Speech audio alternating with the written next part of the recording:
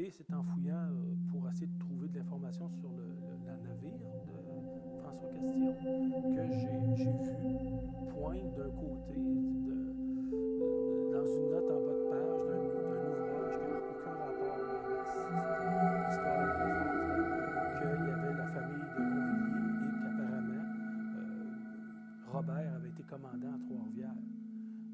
Tu viens de lancer un nouveau livre sur la piste de la Violette, Robert de Longvilliers. Qu'est-ce que c'est? En fait, oui, cet ouvrage-là, c'est la continuité de ton travail. Tu as fait des recherches historiques sur la fondation de Trois-Rivières, puis tu m'avais quand même un peu tenu au courant, impliqué là-dedans, puis ça a fait de moi un passionné. Puis j'ai continué un peu sur ta lancée, sur une autre direction. Et finalement, ben, j'ai découvert un document qui nous parle directement du premier commandant de Trois-Rivières en 1634, celui que l'on connaît sous le nom de Monsieur de La Violette. Mais ce que j'ai trouvé, c'est que le commandant, ce n'était pas son nom qui donne. Son nom, c'était Robert de Longvilliers. C'était le seigneur de la ville de Poincy, une petite commune en banlieue de la ville de Meaux, dans la Brie française. Est-ce que tu peux m'en dire davantage sur ce personnage?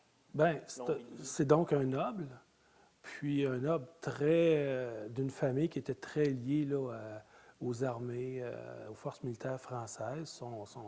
Son père, Christophe, était commandant, mais il y avait aussi son oncle. Son oncle, Philippe de Longvilliers, qui était là, un des grands personnages du 17e siècle concernant au moins toute la question des Caraïbes, des Antilles. Et lui, Robert de Longvilliers, a été impliqué par son oncle dans beaucoup d'aventures. Puis son oncle était entre autres un des 100 associés, qui était la compagnie qui était chargée de la colonisation puis l'exploitation de la Nouvelle-France. Et moi, je suspecte que ben, c'est pratiquement évident là, que c'est son oncle, Philippe, qui l'a positionné, Robert, à sa commanderie pour Trois-Rivières. C'est quand même une recherche relativement complexe. Peux-tu nous en dire davantage sur ta démarche, ce que tu as fait pour faire cette découverte?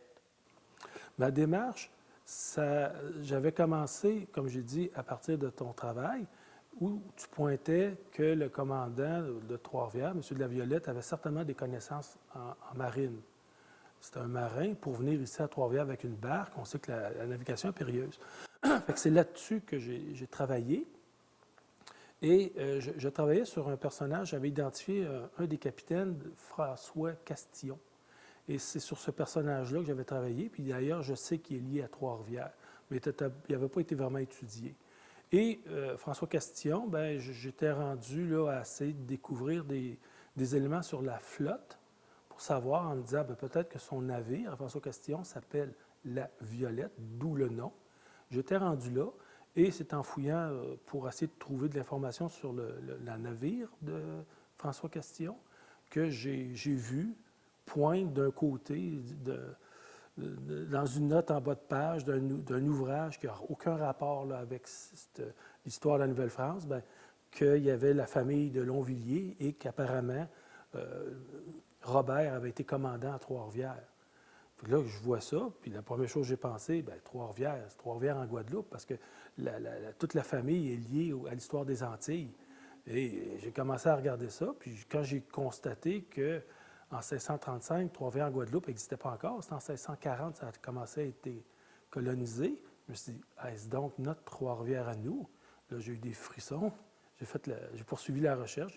J'ai identifié assez rapidement le document aux Archives nationales françaises sur lequel cette note-là pouvait s'appuyer. Et quand je l'ai reçue, j'ai vu là, en toutes lettres là, que c'était le commandant à Trois-Rivières faisant face au Saint-Laurent sous l'autorité de M. de Champlain. Là, il n'y avait plus aucun doute possible. Là. Est-ce que tes recherches, Alain, nous permettent de conclure que Robert de Longvilliers, c'est la Violette? J'ai trouvé le commandant. Puis d'ailleurs, je fais encore référence à toi, mais quand je t'en avais informé, tu m'avais posé la question, est-ce que tu as trouvé le commandant ou la Violette? Puis cette question-là m'apparaissait d'une pertinence totale. Le commandant, il était connu comme étant M. de la Violette. Mais La Violette, c'était compris comme étant un lieu, souvent. Et moi, j'ai trouvé le commandant, le nom du commandant. Fait que si on dit Monsieur de la Violette, c'est le premier commandant, donc Robert de Longvilliers, qui est le premier commandant, c'est Monsieur de la Violette. Mais il reste encore un doute. Pourquoi la Violette? Longvilliers puis la Violette, c'est pas le même mot. Fait que, est-ce que Monsieur de la Violette, c'est un deuxième personnage? Est-ce que c'est le bateau, comme moi je pense, la barque sur laquelle il est venu? Il faut encore élucider ça. Fait que moi, j'ai trouvé le commandant. Il reste à savoir pourquoi la Violette, si c'est un individu ou un surnom. Qu'est-ce que ça nous apprend, Alain, sur la façon de faire l'histoire de Trois-Rivières? On vit une époque merveilleuse pour moi. Pourquoi? Je veux dire, un grand historien comme Benjamin Sulte, ce document-là, il ne l'aurait jamais trouvé. Parce que pour le trouver, bien, il aurait dû se taper une traversée de l'Atlantique puis essayer de fouiller dans des documents qui n'ont aucun rapport. Maintenant, avec Internet, avec la numérisation des documents, avec les inventaires qui se donnent, on peut fouiller confortablement de chez nous, de chez soi, les archives françaises. Moi, j'ai beaucoup de documents que j'ai trouvés comme ça. Je les fais venir, je les identifie à partir des inventaires. Et on a accès à des documents. On a des outils maintenant que jamais les historiens d'auparavant avaient. Fait que c'est grâce à ça. Puis, on a aussi beaucoup de littérature qui existe, qu'on ne retrouvait pas à l'époque. Puis là, en plus qu'elle existe, elle est accessible via Internet. Fait que ça, c'est l'outil privilégié. Fait que c'est comme ça qu'il faut travailler aujourd'hui. Puis c'est pour ça qu'on vit, pour moi, une époque merveilleuse, parce que beaucoup de choses sont à découvrir. Dans 10 ans, 20 ans, 30 ans, le tour va être fait peut-être, mais ils n'auront pas fini de numériser les archives en France ou au Canada, puis il va y avoir encore des choses à trouver. Moi, je trouve qu'on est dans une belle époque qui permet justement d'être participatif. Moi, je ne suis pas un historien de formation, puis j'ai trouvé des choses.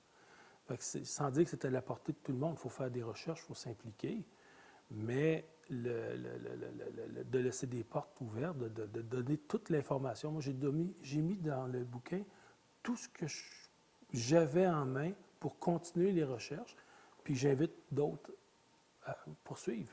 Félicitations, Alain, pour cette recherche qui a demandé un travail de moine, puis les résultats, surtout, qui sont tout à fait étonnants. Je suis certain vont passionner l'ensemble de tes lecteurs. Merci.